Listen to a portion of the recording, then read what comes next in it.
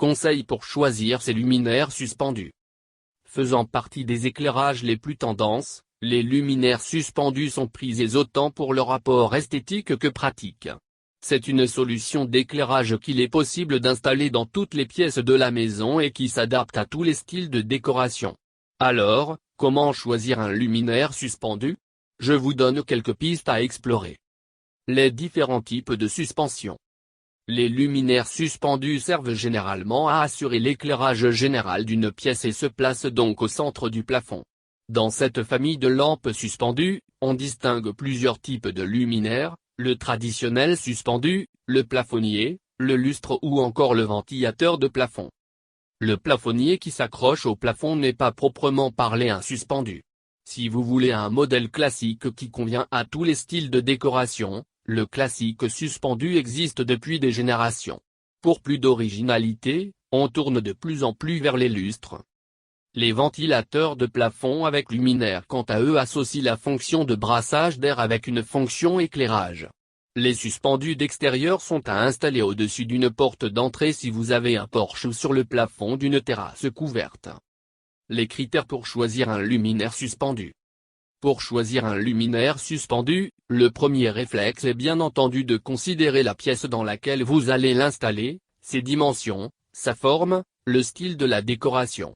Les deux premiers points sont déterminants pour les dimensions du suspendu à acheter.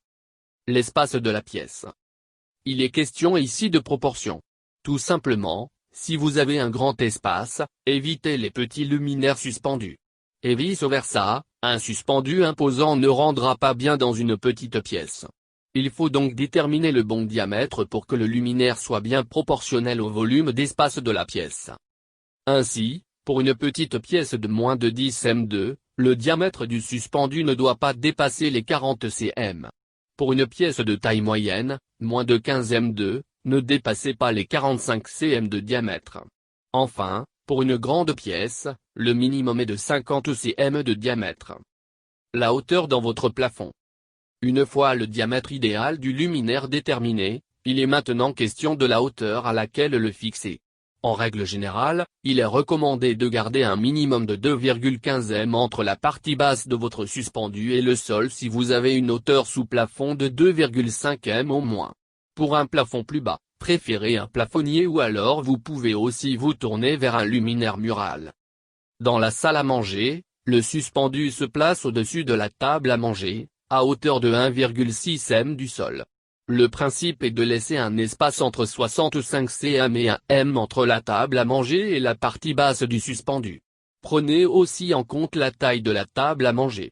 Dans ce cas, plus la table est grande, plus le suspendu doit être relevé pour que la lumière atteigne suffisamment d'espace. Dans la cuisine, les suspendus sont généralement placés de manière à avoir suffisamment d'éclairage pour les tâches du quotidien, préparation de la nourriture, vaisselle, point. Si vous avez une cuisine en îlot, placez la suspension à 80 cm plus loin de l'îlot central ou un peu plus haut si vous utilisez l'îlot comme coin manger. L'éclairage sera alors plus général et un peu moins puissant pour les personnes autour de la table. Dans une chambre, considérez le fait que c'est un lieu destiné principalement à la détente.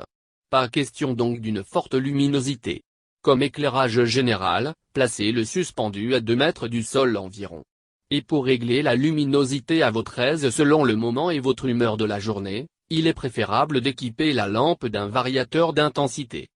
Les fixations du luminaire au plafond. Avant d'installer un luminaire suspendu, il y a quelques paramètres à prendre en compte pour choisir vos fixations. Le système de fixation doit être adapté à la structure du plafond, mais également au poids du luminaire. Dans les installations anciennes, il convient souvent d'opter pour une fixation spécifique munie d'un crochet ou d'un piton. Si votre plafond n'est pas préalablement équipé de crochet, il faudra percer un trou près de l'arrivée électrique pour y fixer le crochet.